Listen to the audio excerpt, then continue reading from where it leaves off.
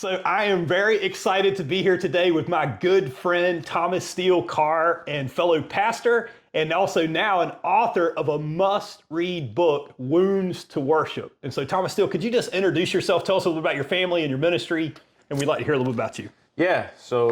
I'm Thomas Steele. I have a wife named Haley. I've got 3 boys now. My oldest is Elijah. He's 11. I've got Noah. He's 4. And Judah is our 3rd child. He's 3 months old. So he's new. And they're all biblical. So we had to keep the theme. And y'all know what's causing that, right? Yeah. Yeah. I'm just playing. I'm super happy for you guys, man. Yeah, it's a joy. It's an adventure at the house for sure. But as far as the ministry goes, we started Elevate back in January of 2012. My wife and I were both 23 at the time. The first Sunday of church, it was me and Haley and my mom and my dad. And then the second Sunday, we had a few more friends come as 12 people that met in our garage in the freezing cold. We had a little kerosene heater out there that provided a lot of warmth and a lot of fumes. So we were feeling very good by the end of service that day. But so I think now we're in the 11th year, 12th year. I don't know. It feels like a lifetime has happened since we started the church. But God's been good, and we've been able to enjoy a lot of ups and navigate a lot of downs and difficult times together over the last 12 years of ministry as a family, and a lot of friends that we've had come through the church. You're one of those friends, and thankful to God for you and your work in the community and what you've done in the church. And I'm just thankful to be here. Well, and likewise, we have been really happy to partner with you guys and Elevate and just the whole spirit of what you guys do and all the stuff you do for our community. And so we want to thank you guys for all of that. And so I want to kind of shift gears and talk a little bit about your book. And I know the book was inspired by your dad. And so if you could just tell me a little bit about what inspired the book and a little bit about your dad, that would be great. Yeah. So my dad, he's amazing guy. You knew him. Maybe a lot I remember how big his hands were. Yeah. That's the only thing I remember about your dad. If he shook your hand, you knew it. Yeah. He was a big guy. That's right. So a lot of people, even at Rivers United, I'm sure you guys probably are at least aware of Don Carr, who he was. I've had a lot of people come up to me since that'll see me out, whether it's at True Value or Food Line or wherever, especially, in the months just after he passed. It was, hey, I knew your dad, he was awesome. Or I worked with your dad, he was awesome. And so he had a great reputation in the community just for being a good guy. My dad was, long story short, he was my hero. And I'm blessed. In fact, in the dedication of the book, I dedicated it to him. The book's dedicated to him. It was birthed out of not only losing him, but also all of the strength that he instilled in me, the lessons that he taught me, a lot of the one-on-one time that we had together. So one of the things that I say in the dedication of the book is that I was blessed that the best man I've ever known, I was able to call my dad. And it remains true to this day. He's still the best man I've ever known, and I'm so grateful to have had him as a father, the leader of the household growing up. He taught me everything that it meant to be a man and to be a husband, what it looks like to love your wife, to love unconditionally and to show the support, to be a protector, to be a provider. Aside from that, you just think about Dad. You just think, when you think of a man, or at least when I do, I think that, right? Big, strong. He wasn't like loud and boisterous. He was quiet, but when he spoke, you listened, because when he did speak, his words carried weight. And Yeah, I mean, I looked to him. He was my best friend as I got older. Um, and so when he passed, there was a lot of hurt and there was a lot of heartache that I experienced that I was not prepared for, which I will probably get into this later. But I mean, I was actually teaching the series From Wounds to Worship at the time. And I had no idea in the moment that God was giving me the sermons that I was about to need myself, that I was about to live through. And I mean, that is the grace of God, right? He was giving me and my family and our church what we needed before we knew we needed it. But in losing him, I lost not only my dad, but I lost my best friend. I mean, he was my best friend. When I was having a bad day, he was the one I called. He's the one I vented to. He was the one who, and the great thing about him is you could call him up and he didn't try to fix it. You know, he wasn't like, okay, well, do this, this, this, and this. He didn't put any pressure. He listened. And oftentimes, and you as a pastor know, that's a lot of the times what we need. We don't need somebody to come in and fix it. We just need somebody to listen. And he was that for me. And I still miss him to this day. not having him for that, and to wear some of that weight. I feel bad. I'm like, man, how much weight did I put on him? But yeah, so I mean, that was Dad, and the inspiration behind the book is, so long story short, I could talk all day about this, take your time. So the Sunday before the day before he passed, I was preaching a sermon as a part of this series, and it's actually the title of the second chapter in the book, A Part to Play. And that was the title of the sermon I was preaching that day.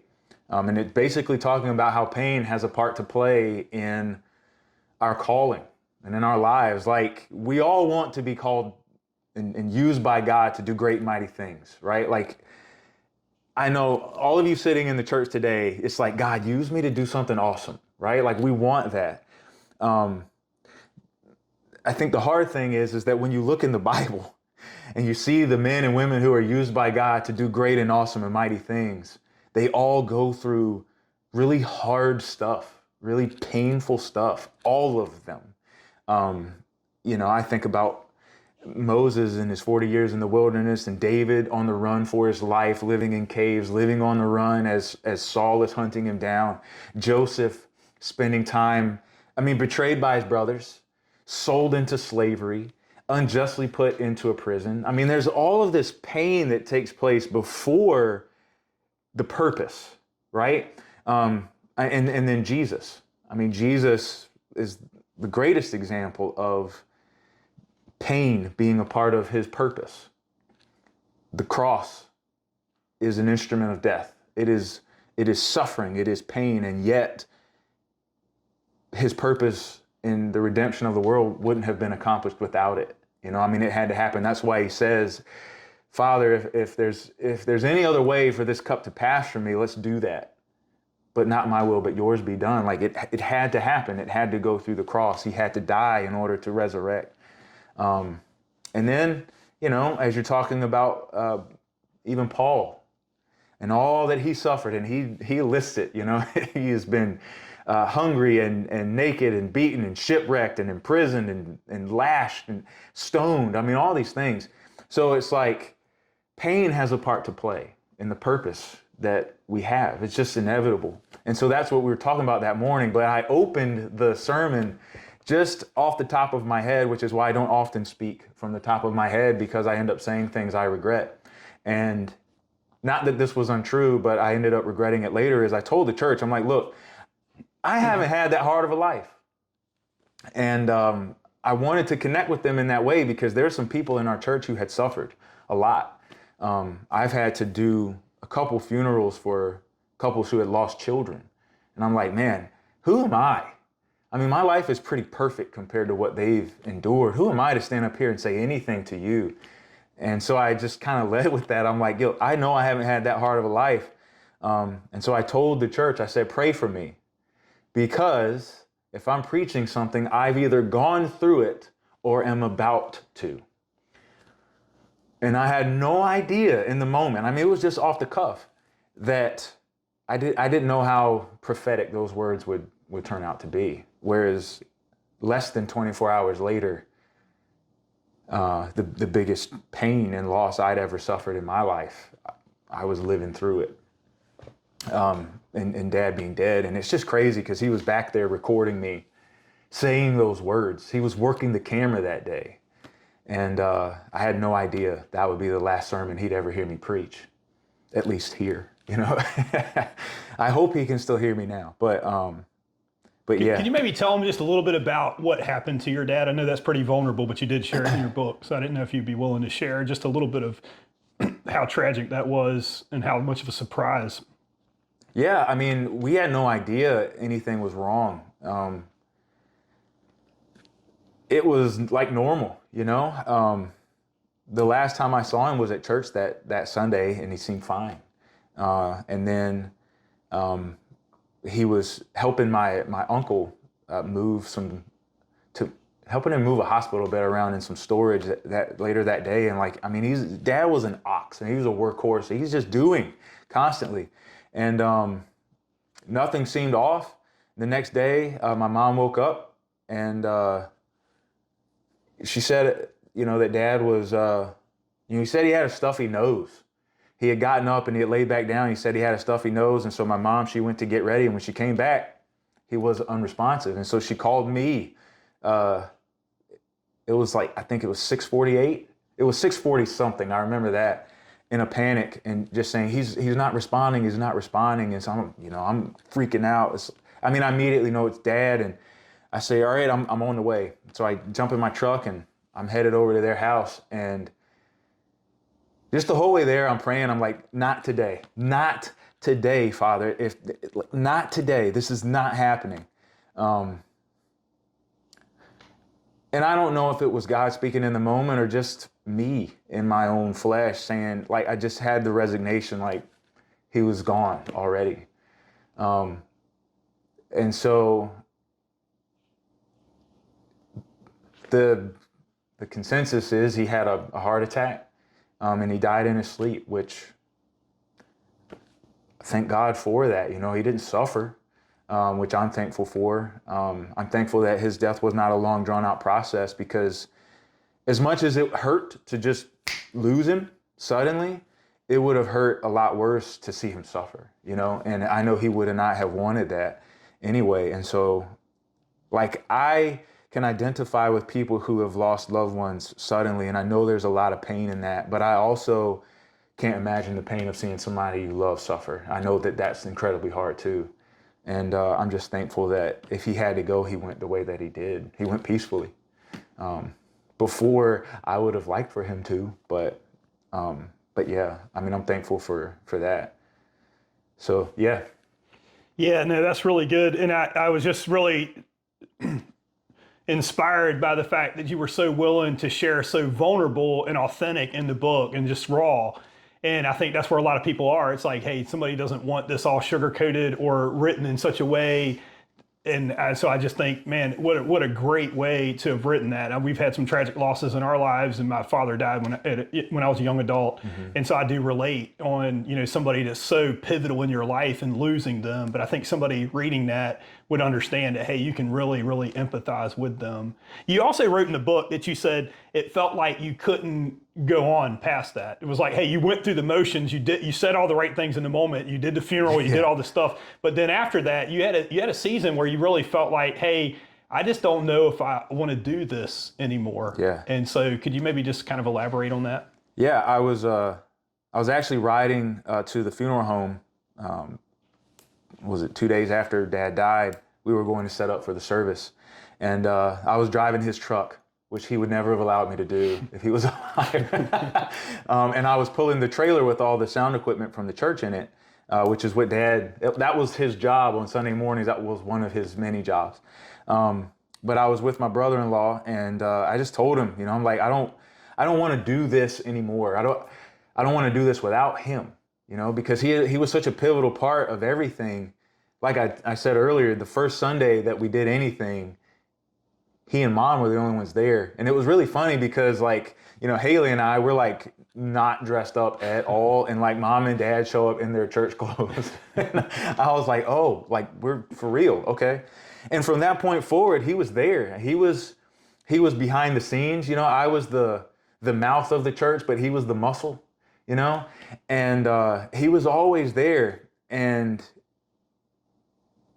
to think of doing any of it without him. I mean, he was at every event. He was on the board. He was at every board meeting and leadership meeting. I mean, he was the constant. And my mom is too, and Haley, and there's so many others who are, but, and I'm thankful for all of them. But like, it's something about your dad, like he's the man, Yeah. So there's something hard about thinking about trying to do this now without him, who's been such a pivotal part of doing it moving forward. And I'm like, I don't want to do this without him. And, I mean, I knew that I had to, but I didn't want to. And there was a season where, like you said, it's going through the motions. There was a season where I was very defiant of the pain and defiant of the loss. And it's like, you know what? I'm just gonna just bury myself in this, and I'm gonna do whatever it takes to succeed in spite of it. And I dressed it up in holy language, but all it really was is I'm going to bury myself in work so that I don't have to deal with the pain. Yeah. Not healthy, because what ended up happening is I ended up getting very depressed. I was diagnosed with depression. I was on medication for depression. I wasn't sleeping. And every aspect of my life suffered. And it's not that I wasn't praying. It's not that I wasn't in scripture. Like I never got angry at God in any of it. I never blamed him.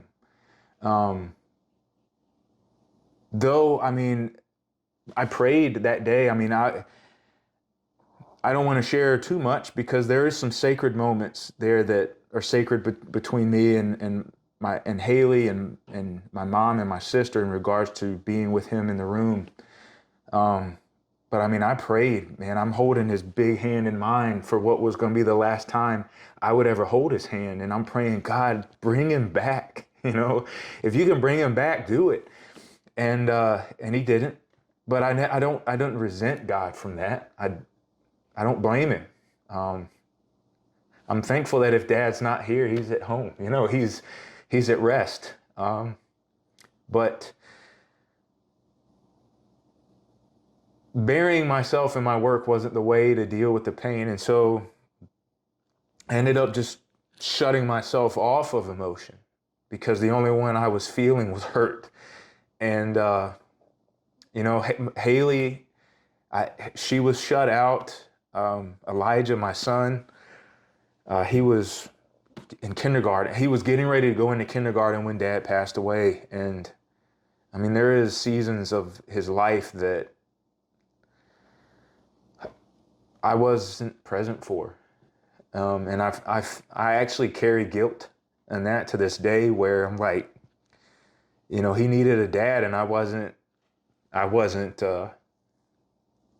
being a very good one. Because I was hurting. And so,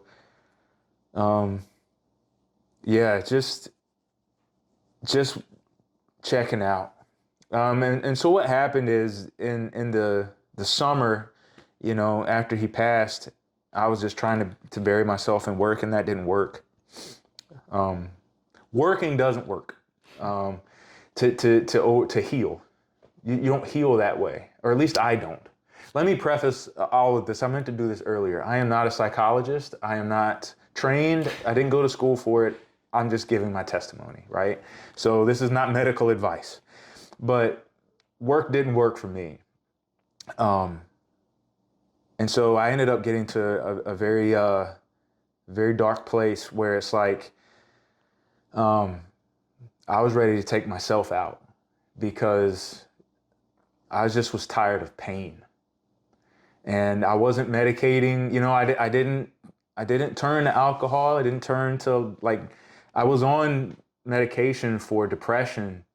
And it was to help me sleep, but I wasn't looking at anything like that because honestly, I was scared of it. I know the stories of people who turn to those things and the destruction that it brings in their lives. And I'm not casting judgment on those people that do, but I get it. You just want to not hurt. And yet I was afraid to do that, but I didn't want to hurt. And so the temptation to take my own life was very real. And that scared me too, to the point where I told the board, I'm like, look, something got to give here. I need to get out of this for a season. And so I did. And it's just been time since then, and prayer and a loving wife and a loving family and a loving church that has been very gracious and very patient with me. That's helped me come back. And the truth of the matter is, one of the things about this book is it was very therapeutic to write it and to get that stuff out. Yeah, because I sat at my computer as I'm typing some of these things and I'm crying as I'm writing it, because it's just reliving some of those emotions, but also having God present with me as I was doing that was healing. And that's the love of the Father. I love God. He's so good and gracious, and he's very patient, and he's gentle. He's kind with our pain. And I think that's so helpful to understand when you're hurting. It's God is not the one, or my experience is he's not hey, suck it up and get over it. That's not the love of the Father there. That's not the way Jesus approaches it. And he's very kind and very gentle in leading you from one thing to the next to say, hey, let's go here. Get that out and express it and let me heal it. He's been very good. But it's so important to take the time to express it, right? Not suppress it. And I always think of that verse in 1 Thessalonians where it says, don't grieve as those that have no hope. That's right. But it didn't say don't grieve.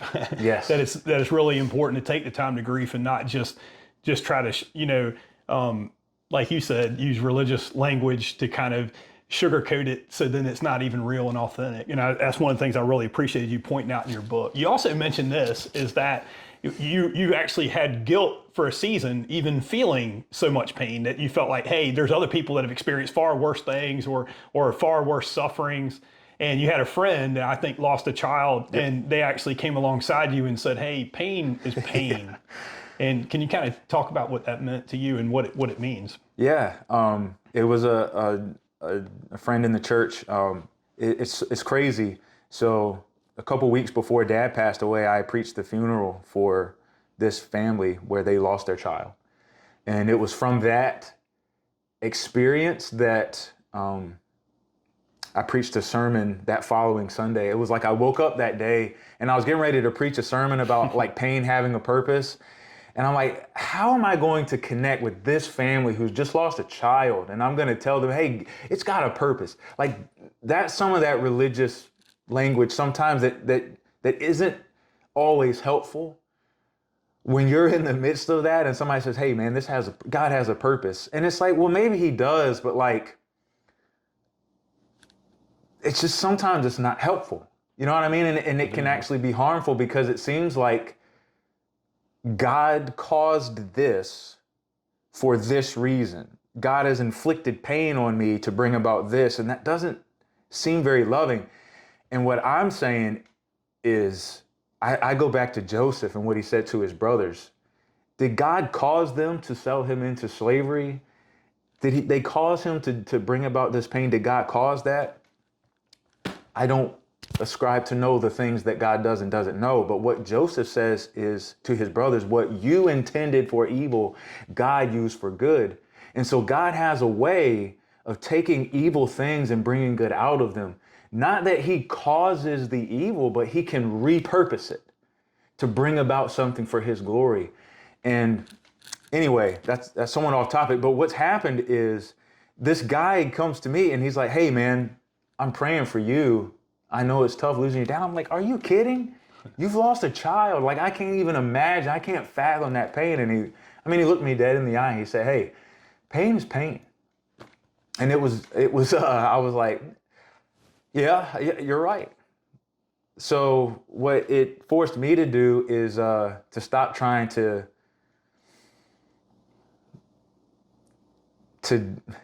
minimize what I was experiencing. We don't all suffer the same, and we're not all called to suffer the same. There's people all over the world suffering worse than me. There's people sitting in Rivers United right now who have suffered a whole lot worse than me. And I recognize that. I'm not sitting here like, hey, I've suffered worse than anybody, but it's just to say, hey, there's pain.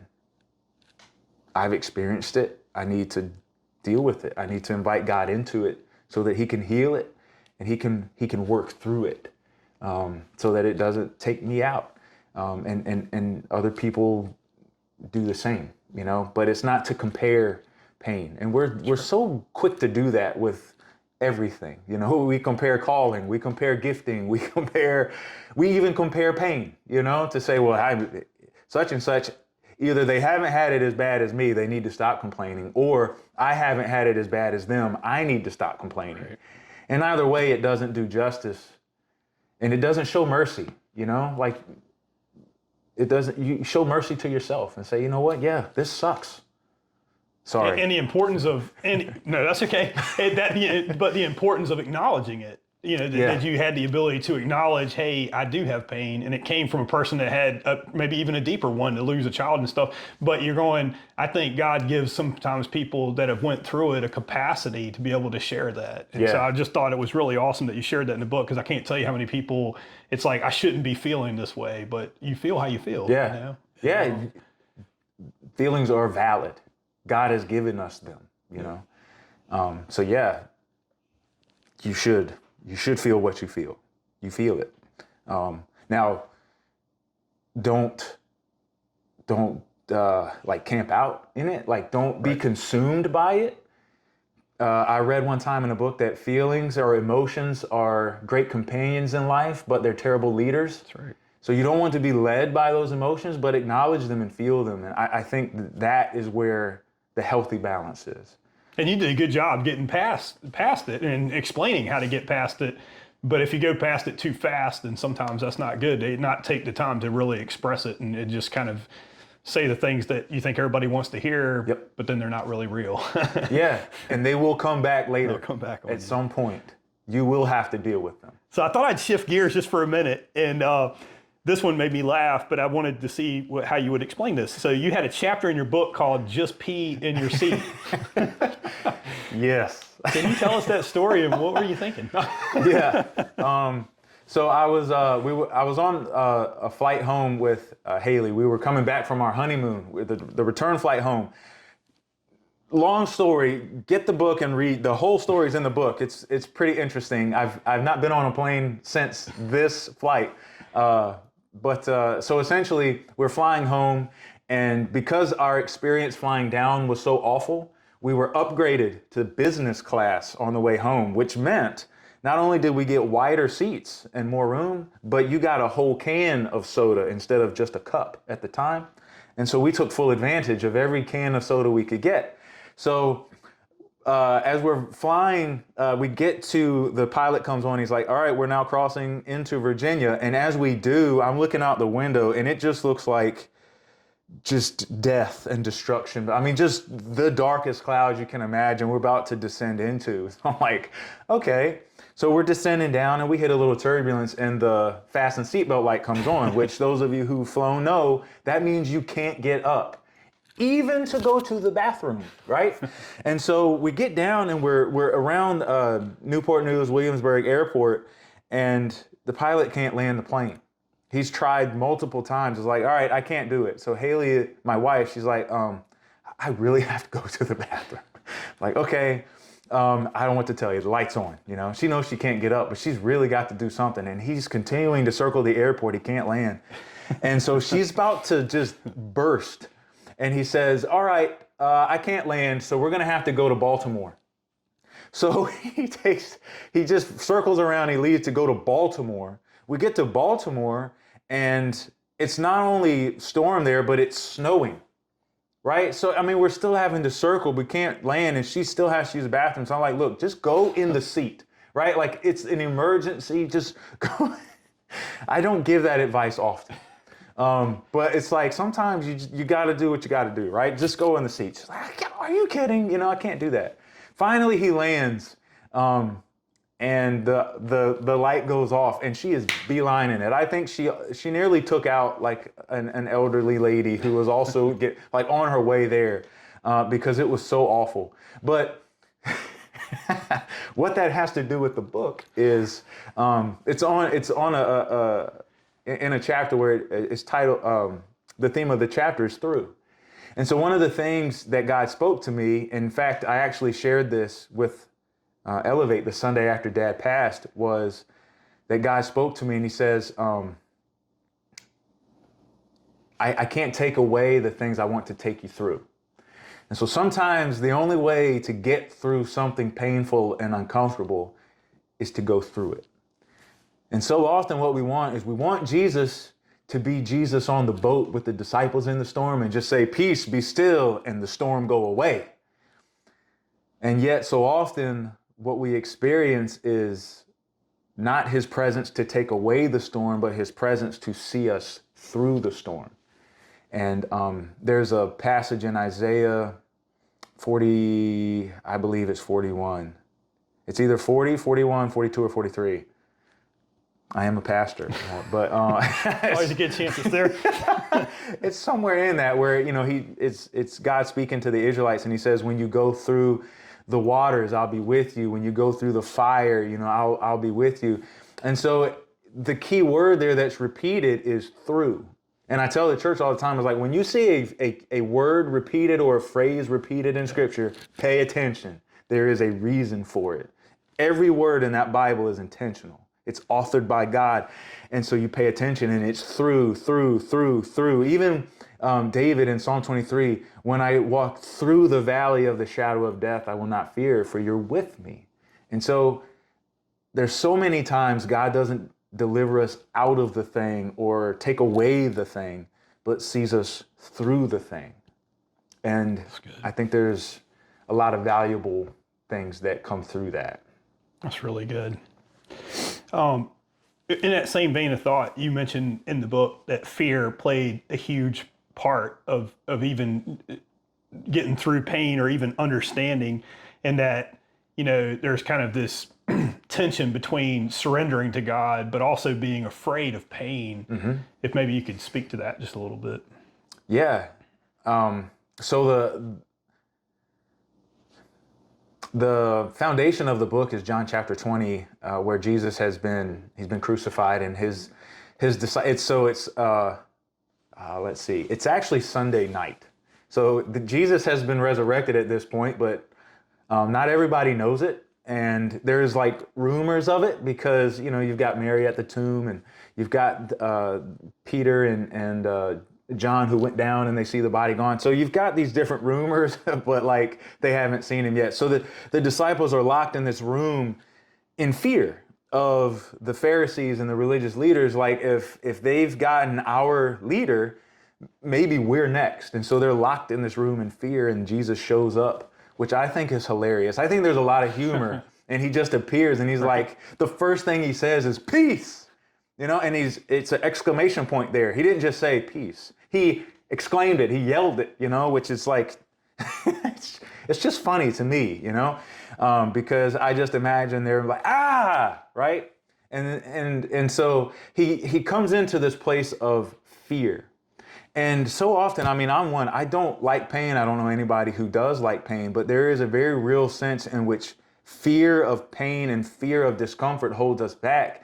And we make a lot of decisions in life based on what would be the most comfortable, instead of what does God want, you know, or we spend a lot of time pretending we don't hear God's voice telling us to do something because it is uncomfortable to do it. And then I think a lot of times we worry. And I think worry is fear pretending to be productive. Yep. I mean, that's what I see it as, you know? And so I've heard a lot of people say, well, if I didn't worry, I wouldn't get anything done. I would say, yes, you would. You'd actually get more done because you wouldn't be worrying, you would be doing. And Jesus says, worry, it doesn't add, you know, what does he say? Any time to your life, or it doesn't make you taller, I guess, depending on the translation that you have. But in other words, his point is it's not beneficial. And so I think when you look at John chapter 20, they're locked in this place in fear. What I wrote in the book is that the place of fear is where Jesus draws near. He came to them in that moment, and that he actually fights fear. And he gives us faith in that moment. You know, he shows up and he speaks a word of peace, which I think is profound, right? Like his first word to them isn't, hey, how you doing? Or guys, I'm back.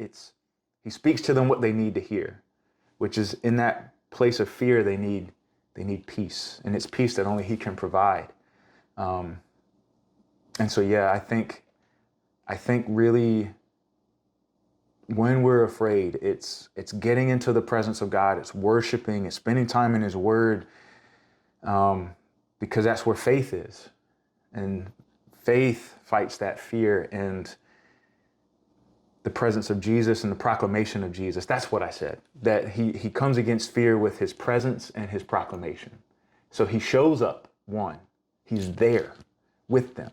And then it's the word that he speaks, which is peace. And that brings me to the next. I got a couple of quotes that you had in the book. They're just words that Jesus spoke, and I just thought they were really profound. But I wanted to see if you could speak to these a little bit. One of them was exactly what you said: be present. You know, that he's present with you, but you also used the word be present, and I think that's really a powerful thing, especially, you know, being mindful, especially if somebody experienced depression and anxiety and fear. What does it mean to be present? I think part of it is, it goes back a little bit what we were talking about before, of just like acknowledging the pain that you're feeling and acknowledging the loss, not trying to ignore it or set it aside or push it apart or to be busy in order to not have to deal with it or whatever, or to medicate it away, but to be present to it and to seek the presence of God in it, because ultimately he's the only one that can provide the true healing. And so it's inviting the presence of Jesus into that pain. It's Jesus, I feel pain here. I invite you into this pain. I invite you into the loss that I feel regarding the loss of my dad. I invite you into the depression that I'm feeling. And I pray that you would bring your healing here. And so I think that's one of the things too. But also in John 15, Jesus is specific with his disciples. He uses the word, he says, remain in me. That was the next word that I had. Oh. But that's okay, go there. Yeah, he says, remain in me. He says, apart from me, you can do nothing, right? And I actually preached that sermon the Sunday after I did the funeral for that couple who had lost a child, because that's what I felt God speaking to me that morning, is just tell him to remain. Why does he tell him to remain? Because there would be the temptation to leave, right? At some point, Jesus knew. I mean, this is the night that he's arrested, right? He had just had the Last Supper with his disciples. He's teaching them some of his final words before he's arrested, as he says, remain in me. He knows that hard times are coming and that they would be tempted to flee, they'd be tempted to run, they would be tempted to look elsewhere. And he says, you got to remain. And I just felt so strongly that I still do. It's like so often pain or disappointment, fear, the devil can get into all of that, and he can use that to tempt you to want to look elsewhere. You know, in John chapter 6, when Jesus is giving that really hard teaching about eat my flesh and drink my blood, or you don't have life, like, it was hard. And it actually says in John chapter 6, verse 66, which I think is telling, that 666, it says that a lot of people at that point turned and left. And Jesus looks to the 12 and he says, do you want to leave also? And it's like, oh, man. And it's like in that place of pain and disappointment and loss, we have that question to answer for ourselves too, when we feel as though God has let us down or he didn't come through the way we think. It's a chapter I wrote in the book about unmet expectations. And it's like, can you follow God even when he doesn't meet your expectations? And so we have to remain. I love what Peter says. He says, where else would we go? You're the only one who has the life. And so being present to that, remaining with Jesus in that. And I think it's very key to say, you know, if I'm tempted to turn elsewhere, I better make sure that the thing I'm turning to actually has life. And what we know is that it doesn't. Jesus is the life. And he's the only one who can heal us. That's really good. You also kind of said that, hey, there was a shift in focus from, you know, just what happened to me to what God wants to do through this. Yeah. And I know you didn't want to rush too far past it at the beginning and say, hey, you're hurrying up and doing all the right questions. But at some point you do have to kind of look at it like, hey, God actually has a plan even in this. And can you maybe tell what that meant to you or what happened to you with that? Yeah. So the backside of the book, it's got the line on it that this wound can be the end of you or the beginning of something greater than you. And I had read the book Through the Eyes of a Lion by Levi Lusko, which I recommend everybody read because it's so good. But he had lost his daughter, and that book kind of goes through some of the lessons that he learned in the loss of his daughter. And one of the things that he said is that pain is a microphone, and that you know, God can use those moments.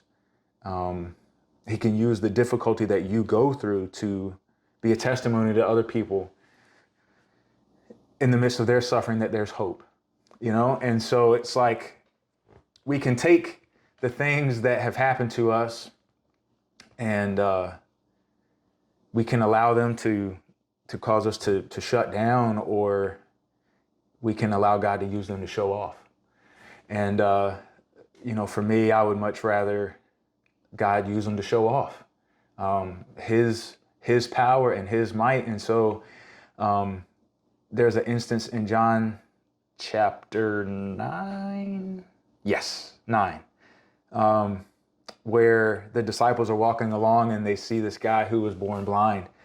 And so they ask Jesus, whose fault is it? Who sinned? This guy or his parents that he was born blind? And I just imagine, you know, the guy sitting there like, what in the world? You know, like what? Right. Or probably he's thinking, you know, not again. I don't want to be the subject of somebody's theological debate again. But that was the view at the time, right? If somebody was born with an affliction, they believed it was because either they sinned in the womb or their parents did. And I love Jesus' response. He's like, this man nor his parents sinned, but this happened so that the glory of God would be displayed. And so he gives them a better question to ask. Instead of asking, why did this happen? Ask, what can God do through this? And I think there's a very healthy shift there for us, because we can get buried in why. Why me, or why now, or why did this happen? And I'm not saying don't ask those questions. Definitely ask them and take them to God in prayer. Wrestle with them. But again, don't get buried in why, because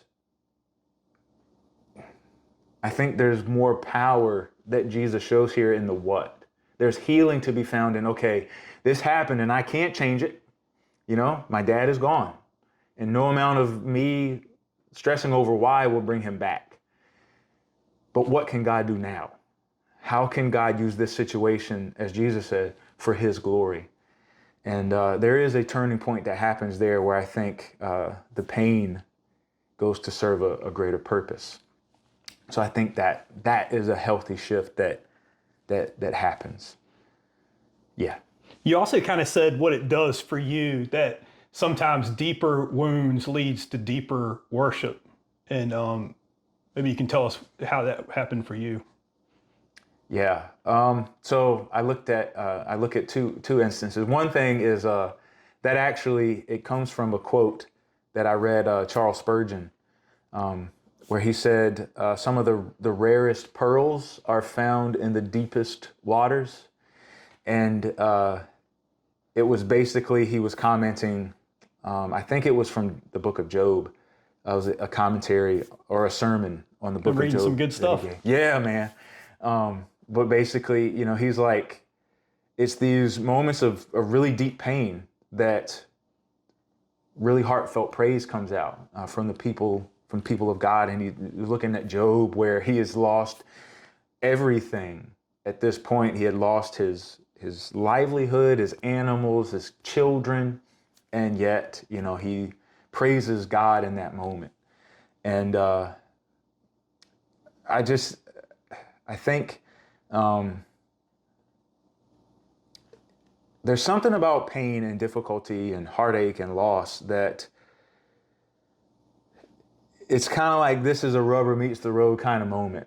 It's like when you get married and you have now you're moving in together, and and it's like, you can't get mad and go home anymore, because home is where you are, and it's like, now the rubber meets the road. And it's like, okay, I'm mad at my spouse. What am I going to do here? The honeymoon is over. Now life is happening. So am I really in this relationship for the love of this individual? And I think that happens with God the first time that we're disappointed in something he didn't do, or he didn't come through in the way we think he should. Or if we said, there's pain I'm experiencing, and even if I don't think God caused it, it's like, well, he's all powerful. He could have prevented it. Like, there's something there where if I can praise God in the midst of that pain, it's like, I'm not in this. And this is when Satan goes before the throne and Job is tested on the other side of it. That's Satan's point. He's like, of course he worships you. You protect his whole life. But if you take away the good stuff, he'll curse you. And yet he doesn't. And I just think we all have to go through that moment of testing with God. It's like, okay, what am I in this with God for? Just the benefits that he can provide? Will I only praise him if life is good? And if not, that's not deep praise. That's not deep worship. That's very superficial and surface level.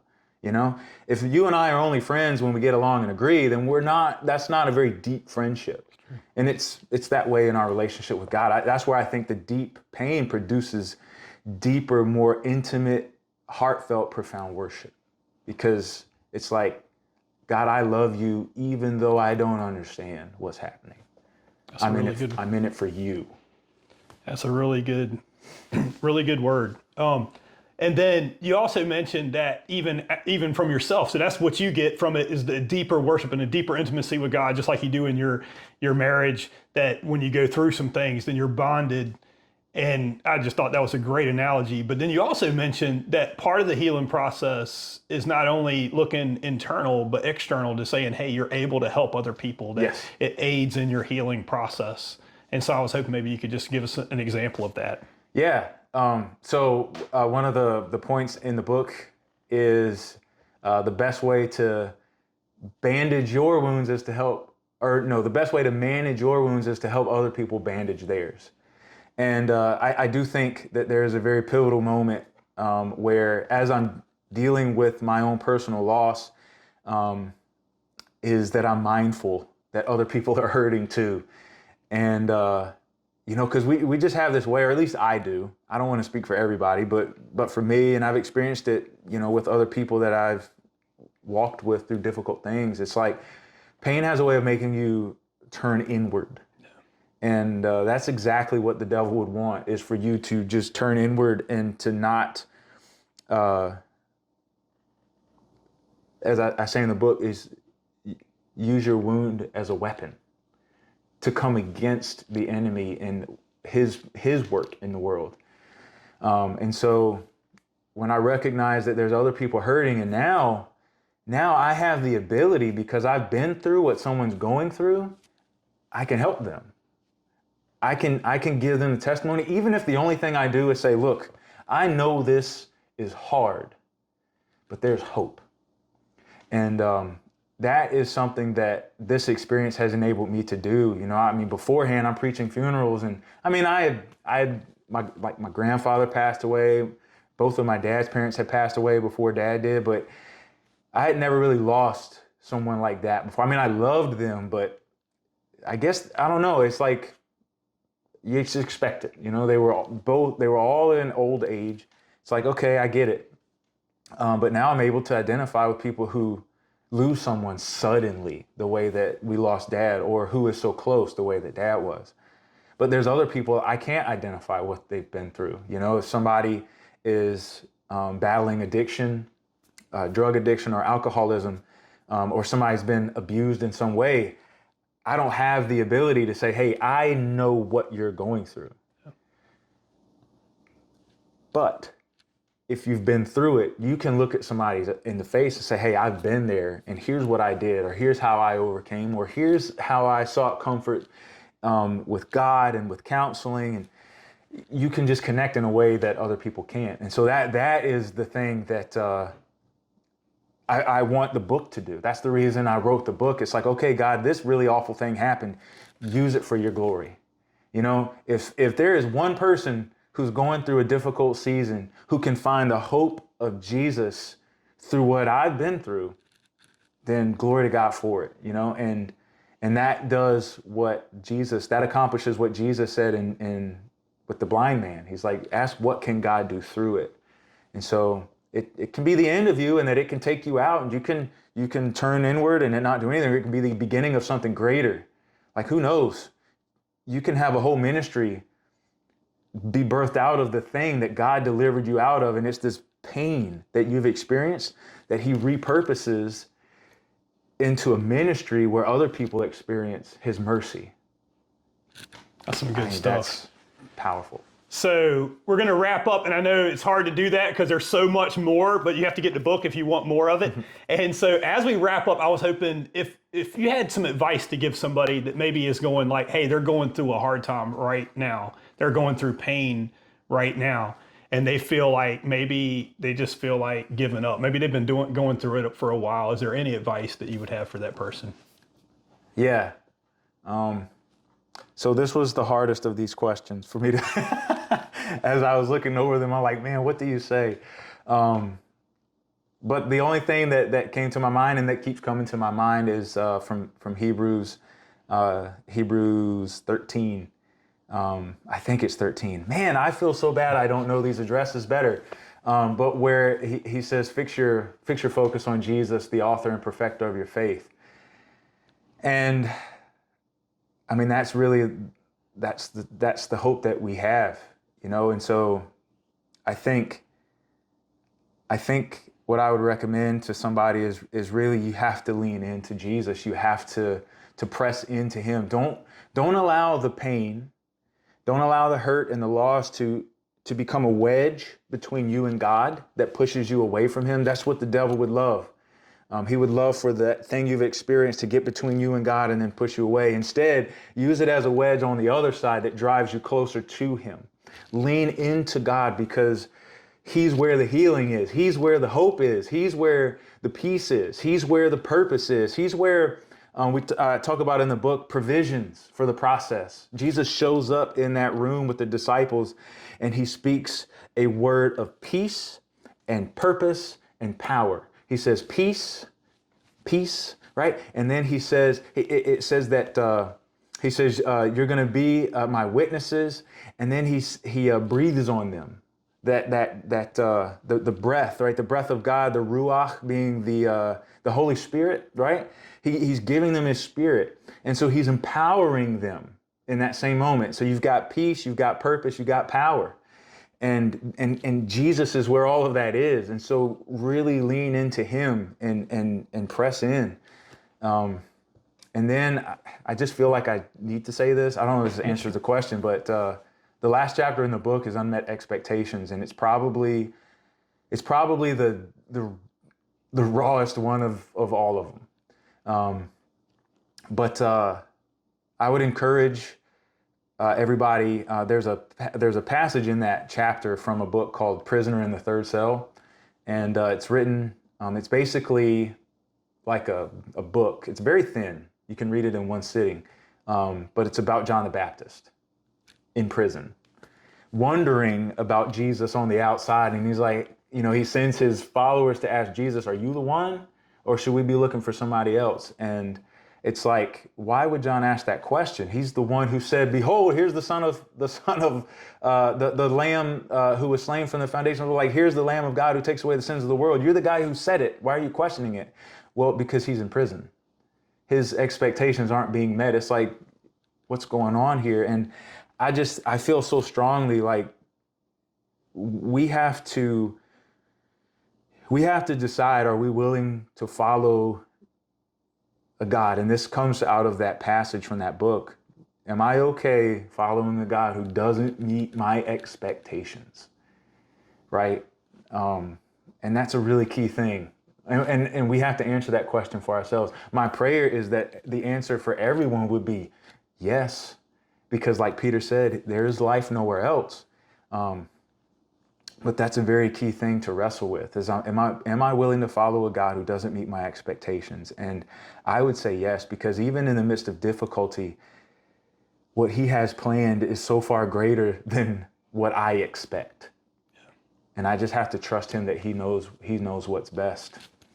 That's really good. That's a really good note to end on. So you got to get the book, From Wounds to Worship.